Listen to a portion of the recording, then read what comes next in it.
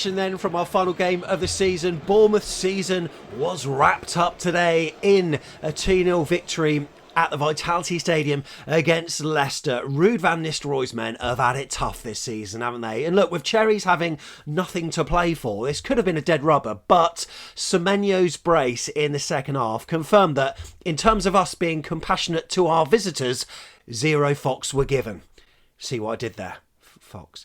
Look, it wasn't quite the mouth-watering goal fest that we all wanted, but you know what? 2's fine. And my God, though, we had to work for it, because it was one where Cherries, like I say, huffed, puffed, and finally the Foxes were put to the sword, with Antoine netting his 10th and then 11th goal of the season, and that secured Bournemouth's highest goal return of a Premier League campaign. And you know what? Thanks to other results, we finished 9th. We dubbed it as a £9 million match, and that's what we've earned in extra prize money because of that. Absolutely beautiful. We could have finished as high as 9th, which we have, or as low as 12th. And you know what? I think it would have felt a little bit flat to have finished bottom half after the season that we'd had. Also, before today's game, I think it was 13 points from the previous 11. I think making that 16 from 12 makes it a little bit easier to swallow. And look, just as a whole, what a phenomenal season we've had. We've had an injury crisis, right? But records galore have been broken. We've blooded some new players that wouldn't have seen the Premier League light of day otherwise, so it's a good experience for them. What will happen to them? We don't know. We've unearthed a superstar and then shipped him out for £50 million. And players have also got their own individual records as well. Justin Kluivert's penalty hat-trick is one of them that I remember. The most goals away that we've scored in a Premier League campaign by an individual, but also collectively as a team as well. So what a season it's been. And whilst we've missed out on Europe, I think it's a good learning curve. It's a good trajectory that we're on. And look, things off the pitch aren't bad either, as you'll have seen from our recent Performance Centre vlog. So look, sunny Dean Court today, partly cloudy, but you know what? Fans were in good spirits and they were there waiting for the players to arrive, including Smudge, his 402nd appearance for the Cherries. Of course, people keen to have selfies with Dean House in his last ever showing at Dean Court before he goes off to Madrid. And also, supporters were welcoming Chris Billam-Smith as well with selfies. And also, by the way, on Twitter, a video of Jayden Anthony in the South Stand marquee. What's it called? The King's Plaza? Something like that. South Stand tent. That's how we know it, right? Downing a pint. Can he down it? Can he down it? Can he down it? Well, he kind of nearly did, but he had to bow out. But nice to see Jayden back at Dean Court. And you know what? What a baller for us. Good luck to him next season at Scotty P's Burnley. How long will Scott be there for? It doesn't matter. Jayden, congratulations to you. What a lad you've been for us. Great to see you back at Dean Court. But look, how did we start in terms of our lineup? You can see them on screen. And so Huijsen was maybe surprisingly to some on the bench with Marcus Senesi in. I think some people were perhaps a bit surprised by this, but I think Iraola probably need reminding of what a Zabs and Marcus partnership was like. So it also presented fans with a chance to properly give Dino a warm ovation when he came on later in the game. So other than that, Adam Smith replaced Araujo from the last starting lineup that we had. Also, Lewis Cook, we know, was suspended. Brooks came in for him. So what that meant was Tavernier was starting quite deep alongside Tyler Adams. And you know what? Tav had a good game. It meant that Semenyo was on the left, Brooks was on the right. Good to see Alex Scott on the bench as well when he came on for a bit of a few minutes at the end. Masked up as well. We was drinking through a straw. Thanks Tyrone.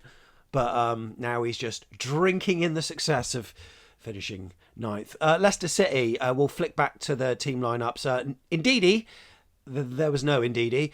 All El Canoes as per Tom's prediction, with the Foxes bringing in Christensen and also Ollie Skip as well, who, let's face it, had a few chances early doors for the Foxes. And you know what? In terms of going into the game, it actually started really openly. And I know there's this argument that we have got issues beating a low block side, but Leicester, for some parts of the game, were not that. For the most part, they were. But for all of it, I thought they were pretty dreadful. They probably had the main first chance, actually, where Ollie Skip fired over the bar, but then on about 7 minutes, Evan Nilsson had a chance where I think Kirk has played him in down that channel, a sort of Dom Solanke-esque run that we always knew that he would make. Callum Wilson did the same. And as he closed in on goal, sort of a shift of the body enabled him to get a shot away on his left foot, but pulled it badly wide. Also, Cliver had a shot pulled wide as well after a corner was well worked. Brooks had an Everton-esque volley at the far stick. I think that was Tav who swung the cross in to him, and it was a good save by Stoliarcic as well. And I think he reminded me of Bogdan at times. Do you remember in that Bolton game? Because he just was pulling off save after save, but he just couldn't stop the wave of attacks in the end. And finally, we came good, scoring 2 goals in the second half. The ball was in the back of the net first by Leicester, by the way. Ollie Skip, though, was offside. I think McAteer was slightly off when receiving a through ball from Ayew, but it was clearly off, so no dramas there. But yeah, I did feel as though we controlled things. Tavernier had a long distance shot, parried wide. Also, there was a moment towards the end of the first half where Evan Ilson was felled after Semenyo held the ball up and sort of laid it onto him as he went through. And I think Conor Cody had an arm on his back and they were looking whether it went into the area or not. It didn't by the looks of it. It certainly wasn't conclusive anyway. By the way, I thought the referee had a good game. Lewis Smith, I think. This is he's never reffed us before, quite a young referee, but I thought he did really well. Was really decisive with his decisions, and VAR didn't really have any bones to pick out of it or change his mind anywhere. But I thought he did well. But yeah, free kick there, and that was David Brooks who got behind that, who had a shot. Cliver, I think, sort of backheeled it to him, and then unfortunately, it was another good save from the Leicester keeper. And we had made 75 passes in the final third versus Leicester's 12. So that probably indicated exactly how the performance went. And as you can see from the attacking timeline on screen, this is for the first half alone. You can see that it is all AFC Bournemouth, barring some minor moments for Leicester. And the heights of the bar indicates the intensity of the attacking from us. I was really pleased with some of the performances from the wide men. Semenyo grew into it, but Brooks, I thought he was excellent. Actually, he had that other shot towards the end of the first half where Cliver pressured, and then he had a kind of shot on the turn where he swung it. Another good save from the keeper.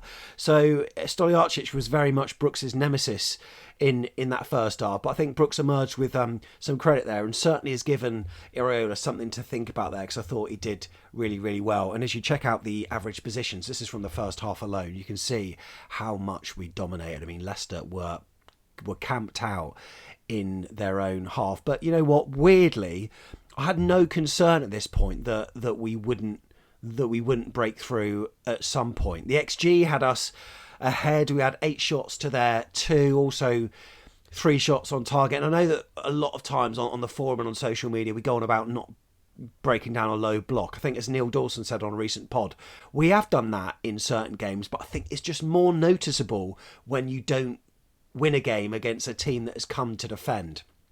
I think this time it was our own clinicality. We know that's not a word, but we're going to try for the Oxford English Dictionary to include it because we think it's relevant for AFC Bournemouth. And there were some dodgy decisions from us in the final third at times, with some poor crossing at time. But given the fact that Leicester had not kept a clean sheet away all season, I sort of knew it would come. So yeah, second half then started, and oh my God, that keeper, man, what a save from Tavernier. I think it was Brooks who had a free kick. I think Smith was felled, and then Brooks played it short to Tavernier's left boot. And my God, right behind that, if you see the replays, it's sort of akin to his shot against Fulham, albeit maybe from a more acute angle, but that was going in. And what a save it was. Fingertips from the outstretched right arm of Stoliarcic there. There were substitutions made after that, though. I'll start off with the first one. I'll show you the match timeline a little bit later. But David Brooks, he pulled up, and then Goal Machine Jebison. And I say that, not even being sarcastic, because his second touch, he scored a goal. The ball was out of play.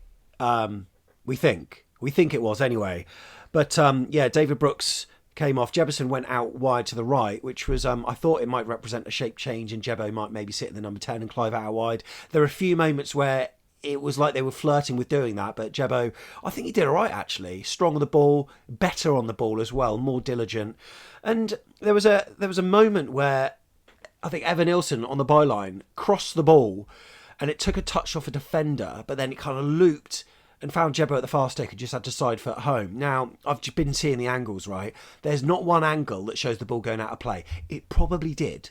But the actual goal line camera, it doesn't go high enough to see how far the ball was up in the sky, but the way it kind of looped back to him, it probably was off the pitch. But that's a confidence boosting touch, for Daniel Jebbison. We had other chances with Zabani heading over the bar from a deadly Tavernier cross. And then at this point, there were a few substitutions, mainly from the opposition. We'll just put the match timeline on screen now for you. At this stage, I mean, I thought we were fairly comfortable all over the pitch, really. I mean, when you think of it, Kepa didn't really have a lot to do. There were maybe a couple of heart-in-mouth moments from Zabani's loose passes at times, but really, I thought we had total control without being overly ruthless with it. And this is where the likes of, say, I don't know, Crystal Palace, who we faced on Boxing Day, and that was 0-0, they sort of had a low block as well, but they're technically better, so they could manage to see that out. So that's when you start saying, well, we can't beat low block teams. But the deadlock was broken, and up till that point, I thought, like, defensively we were sound. In midfield, I think we probably won the battle 60-40, maybe 65-35. I thought they were all right. But it was a short corner that did it, and short corners seem to be the kind of order of the day, really. I think just heaping it into the box. They've got quite a tall backline of defence, haven't they? So we obviously tend to do the short corners whenever that looks to be the case, because then you can slightly pull them out a bit, kind of confuse them somewhat. And it was Kluivert who took it back to Tav, and then Tav back to Kluivert, but not in a... It wasn't a great pass, because Kluivert almost had to stab the ball and looped it into the sky. But when you've got Zabani climbing above your marker, he won the ball, and it fell to Semenyo, who just had to sweep with his right foot home. Our 57th team goal of the Premier League season, which was a new club record, and that was Semenyo's 10th of the season. I think there was a collective sigh of relief from the Cherries fans, not least because we know that... I know that Leicester haven't got anything to play for and they're going down anyway, but we just sort of felt that the floodgates could maybe open up a little bit with that confidence. There's nothing quite like adrenaline running through your veins, and that's what proved to be for the remaining sort of 20 minutes or so of the game, albeit we only scored another one. But that also, with other results going our way, put us in a record equaling 9th position. Now, 77 minutes, it's a moment that Cherries fans... we'll savour, because Dean Huijsen came on to much acclaim from the Vitality Stadium faithful. Dino again, and Senesi was the man to make way, and we are witnessing a superstar in the making. What a boy. I think that makes it about 29 Premier League appearances for him, or something like that, which means that after you take away the Juventus sell-on fee, which is about 5 million, we paid just short of 15 for him. That's the club making £1 million, well, north of £1 million every time that he's fielded the pitch for FC Bournemouth, which is absolutely ridiculous. I tell you what, Jebbo nearly scored a clean goal, right? Sweeping move, about 10 minutes from time, Evan Nilsson to Justin, and then Justin fed it through to Jebbo, who the ball was kind of running away from him a little bit, and he kind of slashed it iron wide, and I was just dreaming that he could maybe just pull it across the keeper, but he didn't. He left it a bit too late to shoot, and he kind of was stretching with the shot and went wide of the post, but that was a great chance for him, but fair play for him to getting in the right position. And elsewhere, we then did manage to make it 2-0, Semenyo again, and I think it started with Adam Smith rescuing a ball that looked like it was going out of play, and then Kluivert was involved. There was some pressure from Jebbo just everywhere, and then Huijsen, he put his foot in. I think this will count as an assist. I'd have to see it again, but the ball could only go as far as Semenyo, whether it was off Housen's foot or not. And when you've got the defence sitting off like you have, Antoine with the ball right in front of him, just a yard away, he's going to smash it. And my God, the power of that shot meant that Stoliarcic had no chance from it, making it 2-0 to the Cherries. Absolutely beautiful. Young lads were coming off the bench to end the game as well. So Soler came on, Winterburn, and also Scott as well. That was absolutely brilliant to see. And you know what? At the end, players were going around the pitch and just soaking in the acclaim for what's been a phenomenal season for us. It's going to be unknown, of course, next season, kind of what players we're going to have and stuff. But my God, for Iraola's, look, his first season was record breaking, right? His second season was properly record breaking. So what's going to happen for our third? We don't know. The recruitment team have got a lot to do, but there are some murmurings of some quality signings that we could be bringing in. And Iraola is such a huge asset for us. My God, what a season that we've had. Look, we're going to go over it in more depth, I'm absolutely certain. But Foxes, yeah, they were put to the sword at Dean Court today with Cherries winning 2-0. An absolutely solid performance in the end. Put to bed all the talk of low blocks and not being able to beat those kind of sides, because we showed that we can do so with relative ease when it's Leicester. But yeah, 2-0 to Bournemouth then. Up the Cherries. If you like this video, make sure you do me a favour and press the like button and subscribe. No vlog for this one as well. Just a chance to soak it in, for us to be able to relax. And there's more content on the way, including a couple of brilliant chats with Tom, who's chatting to Daniel Jefferson, Marcus Senesi and David Brooks, all of whom who did pretty bloody well today, didn't they? Oh, the Cherries. Come on.